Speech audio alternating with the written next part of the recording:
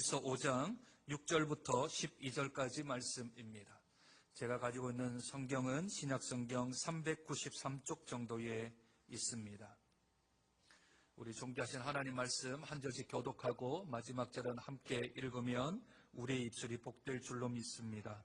제가 먼저 요한일서 5장 6절을 읽습니다. 이는 물과 피로 임하신 이시니 곧 예수 그리스도시라. 물로만 아니요 물과 피로 임하셨고 증언하는 이는 성령이시니 성령은 진리니라. 증언하는 이가 성령과 물과 피라. 또한 이 셋은 합하여 하나이니라. 만일 우리가 사람들의 증언을 받을진대 하나님의 증거는 더욱 크도다. 하나님의 증거는 이것이니 그의 아들에 대하여 하나님의 아들을 믿는 자는 자기 안에 증거가 있고 하나님을 믿지 아니하는 자는 하나님을 거짓말하는 자로 만드나니 이는 하나님께서 그 아들에게 대하여 증언하신 증거를 믿지 아니하였음이라.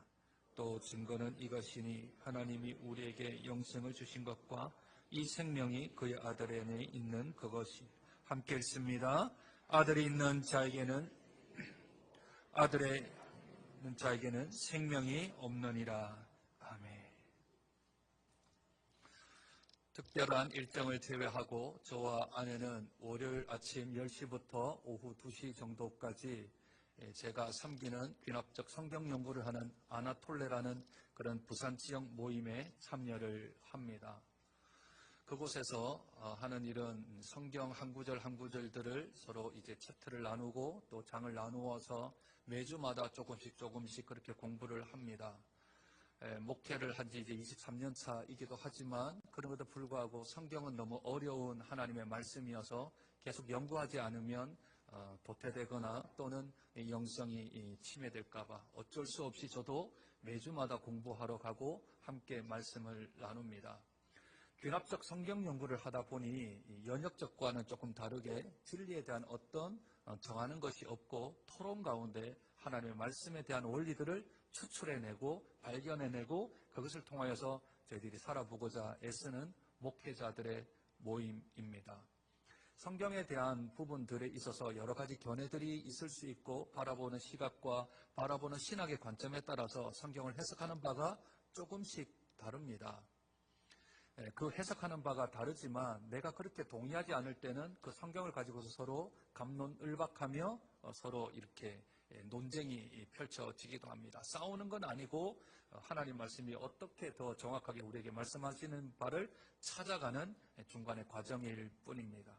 그런데 어떤 분이 한마디를 하면 거기에 대하여서 꼭 지지 아니하고 말씀을 하시는 분들이 꼭 있습니다. 누가 그 말을 하면 도대체 인정을 못하겠다고 그렇게 말합니다. 그렇게 말하면 그냥 받아주면 되는데 그에 대하여서 또 반론을 얘기하면 재차 이야기를 하는 것은 강조입니다. 그렇죠?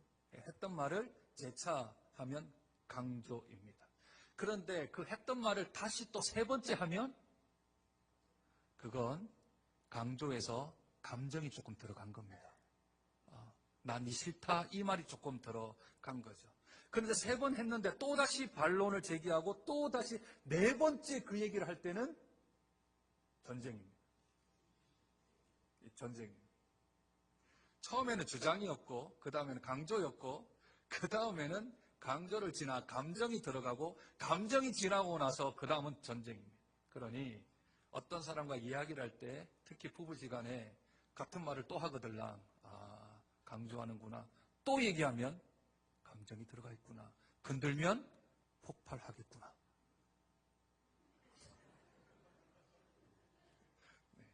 세 번 말하면 그냥 들어주십시오. 네 번째 말하면 어떻게 된다고요? 전쟁이 일어난다고요. 전쟁이 일어나요. 그만큼 사람이 같은 말을 반복한다는 것은 그 안에 어떤 의미가 담겨져 있는 겁니다. 오늘 요한일서 5장을 우리 읽었는데 이 읽었던 본문을 앞뒤 구절로 해서 5장 5절부터 13절까지 하나님의 아들이라는 말이 무려 8번 등장합니다.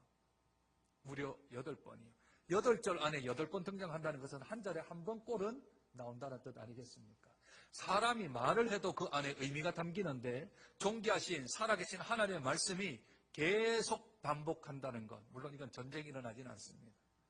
그러나 하나님이 그토록 반복해서 2번 얘기하고 3번 얘기하고 4번 얘기하고 아니 8번을 똑같은 말을 똑같이 반복한다는 것은 거기에 대하여서 우리가 집중하라는 말입니다. 거기에 대해서 우리의 마음에 상고하라는 말입니다. 상고라는 말은 마음에 새기고 곱씹어 마음에 다시 한 번 더 생각하고 새겨라 하는 뜻이지요. 하나님의 아들을 강조합니다. 왜 하나님의 아들을 강조하고 있을까요? 그 이유는 우리 지난주에 살펴보았듯이 믿음이라는 것이 세상을 이기는데 세상을 이길 수 있는 사람은 오직 예수를 하나님의 아들로 믿는 자들만이 세상을 이길 수 있다. 성경은 우리에게 말씀하셨습니다. 왜 예수를 믿는 자만이 그 믿고 믿는 믿음으로 왜 세상을 이길 수 있는가? 그것은 예수님이 2000년 전 이 땅에 오셔서 세상을 이기셨기 때문입니다. 따라서 세상을 이길 수 있는 사람은 유일하게 하나님을 믿는 사람, 예수를 하나님의 아들로 믿는 자만이 오직 세상을 이길 수 있는 줄로 믿습니다. 저와 여러분들이 예수님을 믿으면, 저와 여러분들이 예수님을 하나님의 아들로 믿으면 예수님이 세상을 이기셨기 때문에 우리들도 세상을 이길 수 있는 줄로 믿습니다. 우리들은 새 그물이라고요? 기워진 그물이라고요? 기워진 그물이라고요. 예수님은 새로운 그물이지만 우리는 기워진 그물이지만 그럼에도 불구하고 우리 안에 예수의 영이 있으므로 예수가 세상에서 승리하셨으니 예수가 세상에서 이겨내셨으니 우리도 주님의 힘을 공급받아 주님의 힘을 우리가 공급받아서 하나님 앞에서 세상을 이겨나갈 수 있는 줄로 믿습니다. 그렇다면 여기에 대한 증거, 증인들이 좀 필요하겠죠. 예수로 인하여서 세상을 이길 수 있다. 예수로 인해서 우리는 다시 한 번 더 이겨낼 수 있다라는 증거가 오늘 본문에 3번 등장을 하게 되어지는데 그 첫 번째가 오늘 읽었던 6절입니다. 6절 한번 보실까요? 5장 6절입니다. 이는 물과 피로 임하신 이시니 곧 예수 그리스도시라. 물로만 아니요 물과 피로 임하셨으니 증언하는 이는 성령이시니 성령은 진리니라. 증거하는 이가 셋이니 성령과 물과 피라. 또한 이 셋은 합하여 하나이니라. 요한 1서 가운데 가장 어려운 구절입니다. 읽어도 잘 이게 무슨 뜻인지 잘 이해가 되지 않는 부분이지요. 그런데 유대인들이나 1세기 있었던 기독교인들은 이렇게 딱 얘기하면 바로 알아듣습니다. 그게 이제 환경적인 문화적인 영향 때문이겠죠. 성경에서 예수 그리스도를 가리켜서 물이라고 하면 가장 먼저 떠오르는 생각은 예수님의 세례를 뜻합니다. 물 하면 세례를 뜻합니다. 딴 데서 물은 다른 것이 될 수 있는데 예수님에 관하여 이야기할 때 물은 세례를 뜻합니다. 특별히 물과 피 이러면 예수님의 처음 오셔서 공생애가 시작되었던 세례로부터 시작을 해서 예수 그리스도께서 피를 흘리신 십자가까지 예수님의 공생애를 전체를 다 통틀어서 세례로부터 십자가까지 그것을 다른 말로 물과 피라는 겁니다. 예수님은 죄가 없으신 분이신데 세례를 받으셨습니다. 왜냐하면 저와 여러분의 죄 때문에 여러분과 저의 죄를 담당하시려고 대신 세례를 받으셨습니다. 그때 증인이 누구셨습니까? 성령이셨습니다. 성령께서 비둘기처럼 임하셔서 그 예수 그리스도가 세례 받으시는 것이 하나님의 아들이심을 증명하는 표였죠. 그러니 예수님은 죄가 없는데 세례를 받으신 것이 그것이 곧 하나님의 아들이심을 증거하는 표였습니다. 뿐만 아니라 십자가에 달려 돌아가신 것. 십자가에 달려 돌아가신 분이 예수님밖에 없습니까? 그렇지는 않습니다. 예수님이 십자가에 달려 돌아가셨을 때 좌측과 우측에는 강도들이 매달려 죽었지 않습니까? 그러니 십자가에 달린 것만으로는 하나님의 아들이 될 수가 없습니다. 그런데 차이가 있습니다. 옆에 양쪽에 갈린 강도들과 예수님의 차이는 두 강도는 죄를 지어 십자가형을 당하였지만 예수님은 전혀 죄를 짓지 않은 상황에서 그분은 우리의 죄를 대속하시기 위하여 구원을 이루시기 위하여 십자가에 못 박혀 돌아가셨습니다. 그렇다면 예수님은 죄 없으신데 세례를 받으셨고 예수님은 죄가 없으신데 십자가에 못 박혀 돌아가셨습니다. 이 두 가지가 예수께서 우리를 위한 구속 사역을 위한 하나님의 아들로서 이 땅에 오신 사역입니다. 세례도 어찌 보면 물에 잠그다라는 뜻을 가지고 있으므로 죽음을 뜻합니다. 피도 십자가에 달려 돌아가신 죽음을 뜻하므로 물과 피는 다 죽음을 뜻할 수 있습니다. 그런 의미에서 예수님이 십자가에 달려 돌아가셨을 때 로마 병정이 그 옆구리에 창을 찔렀을 때 그 안에서 물과 피를 다 쏟아냈는지도 모르겠습니다. 그러니 물과 피 하면 죽음을 뜻하는 것이며 그 죽음을 통하여서 저와 여러분들을 예수 그리스도의 그 보혈의 피가 보혈의 물이 우리들을 깨끗하게 씻겨 죄사함을 받게 하는 능력이 주어진 줄로 믿습니다.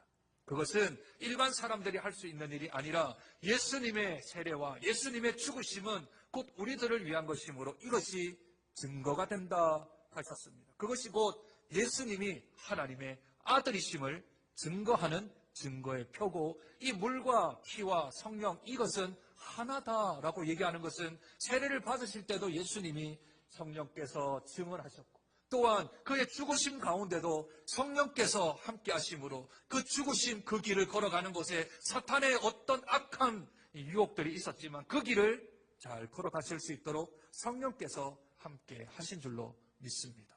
그러므로 물과 피와 성령은 하나이며 이것이 곧 예수님이 하나님의 아들이심을 증거하는 첫 번째 증거입니다. 두 번째 하나님의 아들인 증거는 오늘 본문에 보니 하나님께서 직접 증언하셨다 합니다. 하나님이 직접 증언이요, 증언. 오늘 본문 한번 보실까요? 5장 9절입니다. 만일 우리가 사람들의 증언을 받을진대 하나님의 증거는 더욱 크도다. 하나님의 증거는 이것이니 그의 아들에 대하여 증언하신 것이라. 하나님이 직접 예수님이 나의 아들이다 하며 증언해 주셨습니다. 언제 하나님이 예수님이 하나님의 아들인 것을 증언해 주셨습니까? 아까 물이 세례라고 표현을 했는데 그 세례 받으실 때에 하늘로부터 하늘이 열리며 소리가 났습니다. 이것을 새 복음서는 동일하게 우리에게 전해줍니다. 마태복음 3장 17절, 마가복음 1장 11절, 누가복음 3장 22절에 하늘로부터 소리가 나되 이르시되 이는 내 사랑하는 자요 내 기뻐하는 자라 하시며 하늘로부터 소리가 나 하나님이 직접 증언하셨습니다. 예수는 나의 기뻐하는 아들이라고, 내 사랑하는 아들이고 내 기뻐하는 아들이라고 하나님이 직접 증언해 주셨습니다. 이 사실이 아주 중요하고 귀하기에 마태, 마가, 누가, 공관복음서는 공이 예수님이 세례를 받으실 때에 하나님께서 직접 증언하셨다라는 말을 사용하고 있습니다. 뿐만 아니라 한 번 더 하나님께서 소리가 임하며 예수님이 나의 아들이라는 것을 증언하셨는데 마태복음 17장에 변화산상에 올라가 제자들과 함께 모세와 엘리야가 만나는 사건, 이 세상에서 가장 흰 것보다도 더 흰 옷을 입으신 예수님과 모세와 엘리야가 함께 있는 모습을 보았을 때 그때도 하늘에서 하늘문이 열리며 예수는 나의 아들이라고 증언해 주십니다. 마태복음 17장 5절입니다. 구름 속에서 이르시되 이는 내 사랑하는 아들이요 내 기뻐하는 자라. 하나님이 직접 증언해 주신 것이지요. 유대인들은 거짓말을 안 합니다. 신실한 유대인들은 거짓 증거를 하지 않습니다. 그러나 유대인들은 한 사람이 잘못 볼 수는 있겠지요. 착각을 할 수는 있지 않겠습니까? 그래서 신명기 19장 15절에 보면 율법에서 증인의 수는 두세 사람. 증인의 수는 몇 명이라고요? 2명이나 3사람. 더 많아도 되겠지만 2명이면 충분하다는 겁니다. 왜요? 그 가정이 있습니다. 그 가정은 두 사람이 거짓말을 하지 않는다라는 겁니다. 왜 거짓말하지 않을까? 유대인들은 거짓말하는 우리들은 좀 이해하기가 힘들지요? 힘듭니다.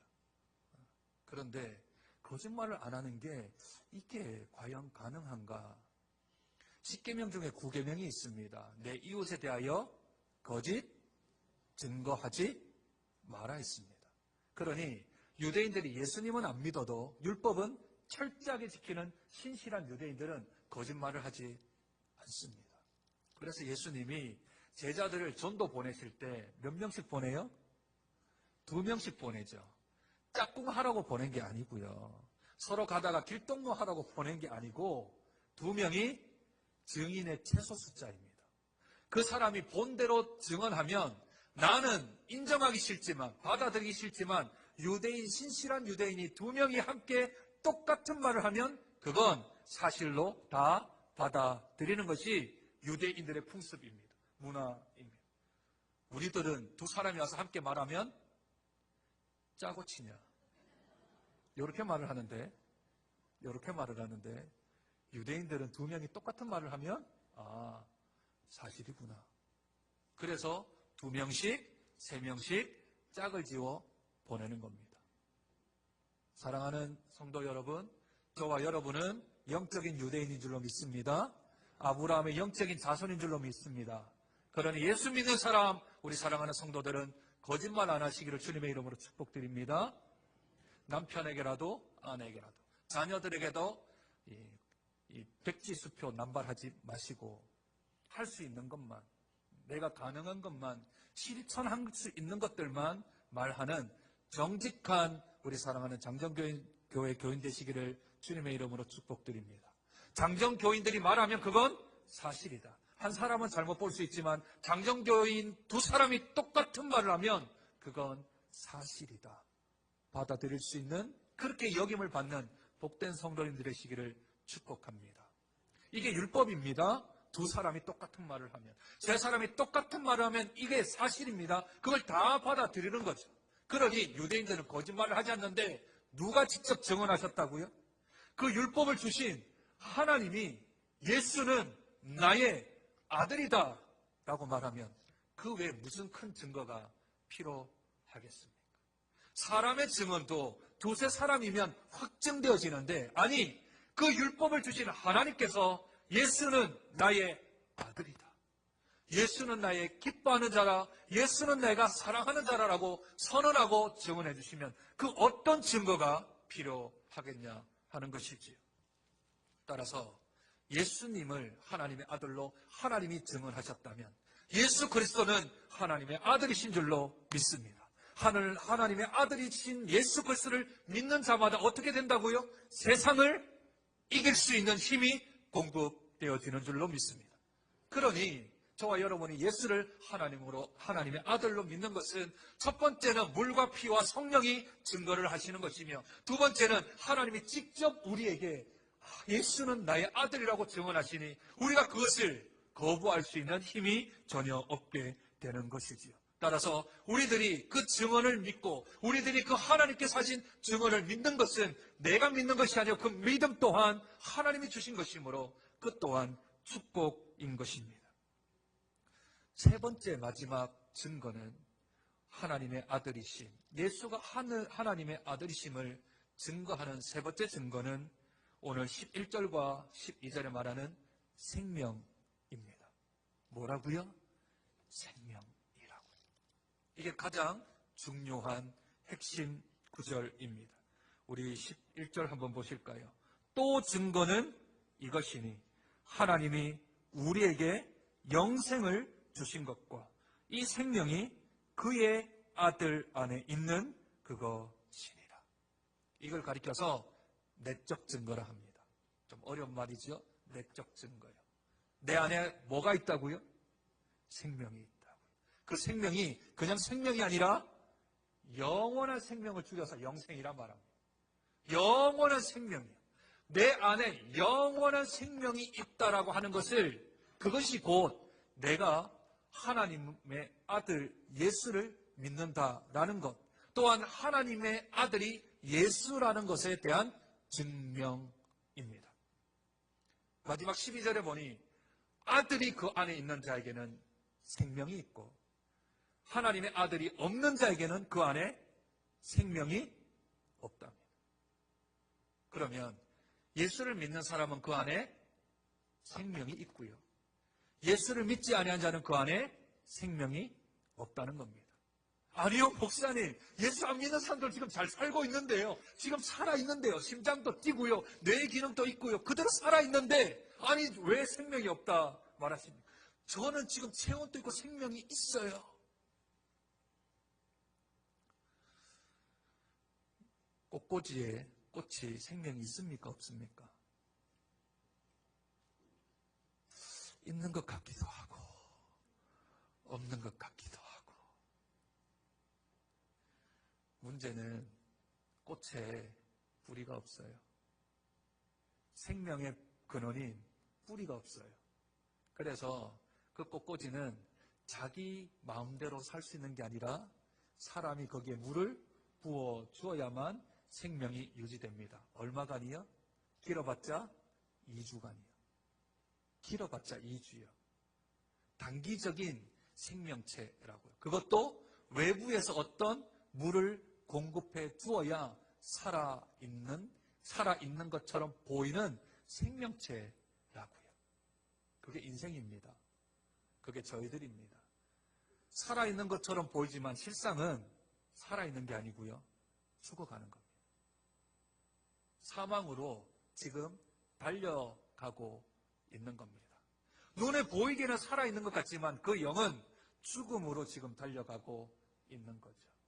그러나 하나님의 아들이 그 안에 있는 사람, 예수 그리스도가 하나님의 아들이심을 믿는 사람, 그 사람은 내 육신은 죽음으로 달려갈지 모르겠지만 그 안에 예수 생명이 있어 영원한 생명이 보장된 것입니다.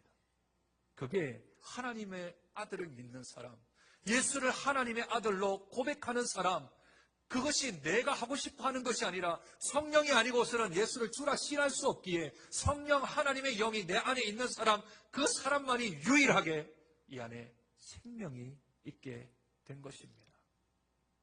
예수님을 믿으십니까? 예수님을 믿으시나요? 예수를 믿으면 우리 안에 생명이 있는 줄로 믿습니다. 그 생명이 영원한 생명이 보장된 줄로 믿습니다. 나로 인한 게 아니고요. 나로 말미암은 게 아니고요. 나 때문에 임한 게 아니라 오직 하나님의 은혜로 우리에게 영원한 생명이 주어진 것을 믿습니다. 그러면 영원한 생명을 가진 사람의 특징들이 무엇일까요? 영원한 생명을 내가 있다, 내 안에 영원한 생명을 가졌다 하면 어떤 사람들의 행동 양식들이 나타나게 될까요? 예수 믿는 사람들은 성도를 사랑합니다. 가족만큼 가족보다 더 성도를 사랑합니다. 왜 그럴까요? 가족보다 어떻게 성도를 더 사랑할 수 있을까요? 계산을 잘 해보면 가족보다 성도를 더 사랑해야 될 이유가 많이 있습니다. 가장 중요한 것은 가족들하고 오래 있나요? 성도들하고 더 오래 있나요? 어렵나요? 제가 아까 영원한 생명이 있다 그랬잖아요. 그러면 예수 믿는 사람들은 이 땅에서 사는 것으로 끝나는 게 아니고 영원한 생명 천국 가죠. 그러면 우리 가족들하고 더 오래 있나요? 우리 성도들하고 더 오래 있나요? 이제 진리가 막 이렇게 터져지죠. 왜 가족보다 성도하고 더 오래 있냐 하면 천국에 가면 가족이라는 개념이 하나님을 아버지로 모시는 모든 사람들이 다 형제 자매가 되어집니다. 따라서 이 땅의 가족의 개념은 이 땅에서만 있는 것이지 천국 가면 이게 조금 족보가 좀 복잡해지는데 할아버지도 형제고 아버지도 형제고 내 아들도 형제고 손자도 형제가 되어집니다. 족보가 좀 복잡기는 해요. 그러나 하나님을 아버지로 모시는 모든 사람이 형제 자매가 됩니다. 그래서 교회 안에서 천국 가면 그렇게 될 것을 알고 우리가 형제님, 자매님 하고 그렇게 부르는 겁니다. 그러니 가족은 이 땅에 우리가 생명이 있을 동안, 이 땅을 살아가는 동안의 개념이지만 성도의 개념은 천국까지 이어갑니다. 우리 옆에 있는 사람 한번 보세요. 옆에 있는 사람 한번 보세요. 좌우에 있는 분 보세요. 이분들이요, 가족보다 더 오래 갈 사람들이에요. 그러면 계산을 한번 해보세요. 계산을. 가족한테 잘해야 되는지 성도한테 잘해야 되는지. 답은 분명하지 않을까요? 내가 영원한 삶을 살고 있다면, 내가 영원한 삶을 내가 인식하고 있다면, 내가 영원한 삶을 믿고 있다면, 그러면 좀 계산을 좀 잘하세요. 계산을. 누구한테 잘 보여야 되는지. 뿐만 아니라 하나님의 말씀을 순종합니다. 하나님의 말씀을 순종하는 이유는 영원한 상급, 그 창고 안에 우리의 상급을 쌓아놓기 위함입니다. 행여나 내가 이 땅에서 손해를 좀 볼 수 있고, 행여나 내가 이 땅에서 조금 나에게 해가 끼쳐진다 하더라도, 내 몸이 불편해지고 내 시간들이 소모되어지며 내가 가진 것들이 좀 없어진다 하더라도 그게 하나님의 말씀이라면 그 말씀대로 살아가면 천국의 상급이 쌓아질 줄로 믿습니다. 100년밖에 안 되는 삶 가운데 우리가 얼마만큼 쌓아야 천국의 상급을 좀 쌓을 수 있을까요? 내가 영원한 상급, 영원한 생명을 보장받은 사람이라면 천국에 대한 좀 적금을 좀 넣어야 되지 않겠습니까? 내가 사는 삶이 다 나만 위한 삶이라면, 나 자신을 위한 삶이라면 그건 천국에 쌓는 상급이 없습니다. 그건 내가 영원한 생명을 받았다고 고백하지만 영원한 삶을 전혀 인식하지도 느끼지도 내가 그것을 경험하지도 못하는 삶의 특징뿐입니다. 뿐만 아니라 담대함이 있습니다. 요한일서에서 담대함이라는 것이 많이 나왔지요. 우리에게서는 두려움이 떠나가고 담대하게 이 땅에서 살아갑니다. 사람 앞에서 기죽을 필요 뭐 있겠습니까? 어깨 당당히 펴고 살 수 있는 것은 내가 돈이 많아서도, 내가 학식이 뛰어나서도, 내가 어떤 권세와 권위를 가져서가 아니라 나는 영원한 삶을 가진 사람입니다. 그러니 내가 굳이 고개 숙일 필요 없고, 내가 굳이 저 사람한테 아양이나 잘 보일 필요가 없는 겁니다. 예수 믿는 영원한 삶을 가진 사람들은 사람을 두려워하지 않습니다. 사람 앞에 겁내지 않습니다. 하나님만 두려워합니다. 하나님만 겁내는 것이지요. 사람에게는요, 예를 갖추는 것뿐입니다. 예를 갖추는 거지 그 사람이 겁나서 우리들이 고개를 숙이는 것이 아닙니다. 영원한 삶을 가진 사람은 사람 겁내지 않고 오직 하나님만 겁냅니다. 왜요? 하나님하고 영원히 살아야 되니까. 하나님이 영원한 심판을 내리는 분이시니까 하나님만 겁내는 거지 사람 겁내지 않습니다. 제발 목사와 함께 앉아서 식사 좀 하시지요. 어제도 저의 앞을 피하시는 성도님들 보고 내가 못생겼나? 아니면 내가 겁을 주나?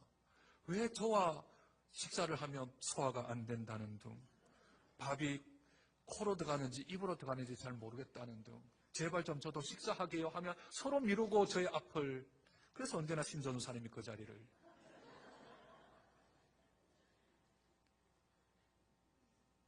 사람 겁내지 마시고요. 하나님 겁내면 됩니다. 하나님만 눈치 살피면 됩니다. 하나님 시선만 우리들이 잘 고정하면 됩니다. 그러면 하나님께서 알게 우리들을 살 수 있도록 만들어 주실 것입니다. 뿐만 아니라 영원한 삶을 보장된 사람은 이 세상에서 조금 얻었다고 교만하지 않고요. 이 세상에서 좀 잃었다고 절망하지 않습니다. 그건 일시적인 것밖에 안 됩니다. 영원을 살아가야 되는데 100년 안팎에 있는 그 일 때문에 내 마음 다 빼앗기지 않습니다. 대부분의 사람들이 내가 조금 얻었다, 내가 좀 잃었다 하는 것을 1년 지나면 기억을 못한답니다. 작년 2018년 5월 19일 날 무슨 일이 있었는지 여러분 기억나세요? 기억조차 없어요. 목사님 무슨 말입니까? 어제도 잘 기억 안 나는데 1년 전 일이라니요. 우리 고민이 그렇다고요. 우리 걱정이 다 그렇다고요. 그때는 죽고 못 살 일이었는데, 그죠? 그 남자 아니면 좀 못 살 것 같았잖아요. 그 여자 아니면 정말 나 못 살 것 같았잖아요. 근데 우린 잘 살고 있습니다. 사람 사는 일이 그런 일이라고요. 그때는 목숨 걸 것 같았지만, 그러나 그것은 그냥 지나가는 과정일 뿐입니다. 우리는 영원한 삶을 대비해야 합니다. 그러니 내 건강이, 내 가지고 있는 물질이, 내 시간이 조금 잃어버렸다고 해서 절망하지 마시고, 조금 더 가졌다고 해서 교만하지 마시고, 영원한 상급을 바라보며 영원한 생명을 가진 자답게 이 땅에서 당당하게, 담대하게 살아갈 뿐만 아니라 하나님만 두려워하며 하나님만 눈치 보는 하나님의 성도가 되어야 될 줄로 믿습니다. 오늘은 스승의 주일입니다. 예수님이 하나님의 아들이십니다. 그분 안에 생명이 있습니다. 그분 안에 영생이 있습니다. 이것을 가르쳐라 하는 의미로 스승의 주일을 하나님이 우리에게 주신 줄로 믿습니다. 스승은 다른 사람이 아니라 하나님 말씀을 가르치는 모든 사람은 스승입니다. 저는 저희 가정에서 예수를 제일 먼저 믿었습니다. 하나님의 아들을 증언하고 증거하는 것은 아들이 부모님한테 한 일입니다. 그러면 이게 나이적으로나 또는 어떤 혈연적으로는 가능하지 아니하지만 영적 스승은 아들이 부모의 스승이 되는 겁니다. 가르치는 자가 가르침을 받는 자의 스승이 되는 것이지요. 그러니 이 시간에 주일학교 아이들과 예배드리며 아이들에게 말씀을 가르치는 교사들 또한 스승입니다. 저들은 자기들의 경험을 가르치는 사람이 아닙니다. 저들은 자기의 있는 노하우를 가르치는 사람이 아닙니다. 저들은 예수 그리스도가 하나님의 아들이신 것과 그 아들을 믿는 자마다 영원한 생명이 있다는 것을 가르치는 영적 교사인 줄로 믿습니다. 그 교사는 주일학교 교사뿐만 아니라 여기 있는 모든 앉아있는 분들은 다 하나님의 아들을 믿는 사람들입니다. 그 안에 영생이 있는 사람들입니다. 그렇다면 그 영생이 있는 그 믿음을 다른 사람들에게 전하는 것, 그것이 곧 스승이 해야 될 일인 줄로 믿습니다. 가르침은 대를 이어서 진행되어야 합니다. 우리 사랑하는 자녀들에게 가르쳐야 합니다. 우리 사랑하는 손자, 손녀들에게 가르쳐야 합니다. 하나님이 이 땅에 예수 그리스도를 보내셔서 세례받게 하시고 십자가에 달려 돌아가게 하심으로 그가 우리의 구원을 이루셨던 하나님의 아들 되심과 뿐만 아니라 하나님이 직접 하늘로부터 목소리를 내셔서 이는 내 사랑하는 아들이요 내 기뻐하는 자라는 증거를 하셨을 뿐만 아니라 그분 안에 영생이 있는 내적 증거, 내 안에 영생이 있어 이 땅을 살아가지만 그러나 영원한 삶을 사모하며 살아가는 그 삶이 있다는 것을 우리 사랑하는 자녀들에게, 아직도 예수를 모르는 이들에게 가르치며 증거해야 될 사명이 우리에게 있는 줄로 믿습니다. 하나님이 우리에게 증거하셨습니다. 하나님이 우리에게 증언으로 사용해 주셨습니다. 그렇다면 이제 우리들이 그 증인이 되어야 합니다. 우리가 그 증거를 다른 사람들에게 나타내 보여야 합니다. 우리에게 영생이 있음을 다른 사람에게 알려주어야 합니다. 우리의 삶으로 우리의 영생을 가진 사람이 어떻게 살아가는지를 알려주어야 하는 증인의 삶, 증거를 베풀어주는 삶이 저와 여러분의 삶이 되어야 될 줄로 믿습니다. 그렇다면 하늘에 계신 하나님께서 영광을 받으실 것입니다. 하늘에 계신 하나님께서 우리에게 칭찬하실 것입니다. 그리고 그 증거하고 그 증언하는 삶을 하늘의 상급의 포인트로 정립시켜 주셔서 우리가 천국 가는 그날 잘했다. 충성된 종아, 네가 적은 일에 충성하였으니 내가 더 많은 것으로 너에게 채워줄 것이다 하는 그 영원한 삶, 영원한 상급을 바라보며 하나님이 우리에게 증거하셨듯이 우리를 또 예수가 하나님의 아들이심을, 그에게만 영생이 있음을 증거해 나가는 증인의 삶을 살아가는 저와 여러분 되시길 주님의 이름으로 축복드립니다. 하나님 고맙습니다. 하나님이 증거하지 않으셨다면, 하나님이 증언해 주지 않으셨다면 우리들은 예수를 하나님의 아들로 믿을 수도 그분을 영접할 수도 없었던 무지몽매한 사람들이었습니다. 그러나 하나님께서 저희들을 사랑하사 믿음이라는 선물을 허락하여 주시고 우리 안에 성령을 넣어주심으로 예수를 하나님의 아들로 믿을 뿐 아니라 나의 구주로 고백할 수 있도록 은혜 베풀어 주시니 감사합니다. 그 아들을 믿는 자에게 하나님께서 영원한 생명을 허락해 주셨습니다. 믿을 뿐만 아니라 살게 하여 주옵소서. 영원한 생명을 가진 자처럼 살아가게 하여 주시옵소서. 마치 내일 죽을 것 같이 오늘을 사는 것이 아니라 영원을 사는 것처럼 오늘을 살아내는 복된 자 되게 도와주셔서 믿는 것과 아는 일에 하나가 되어 온전한 사람을 이루어 그리스도의 장성한 분량에까지 일어나가는 복된 온전한 사람 되어질 수 있도록 저희들을 축복하여 주시옵소서. 존귀하신 예수님 이름으로 기도드립니다. 아멘.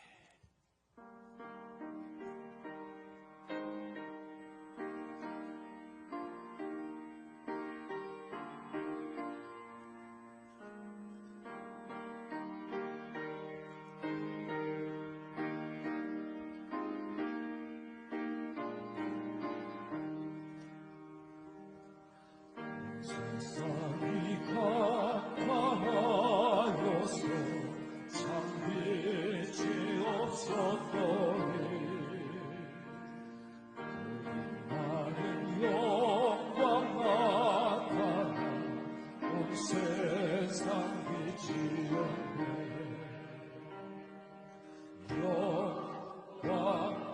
영광의 주, 영광의 주, 밝은 그 빛내 비추었네.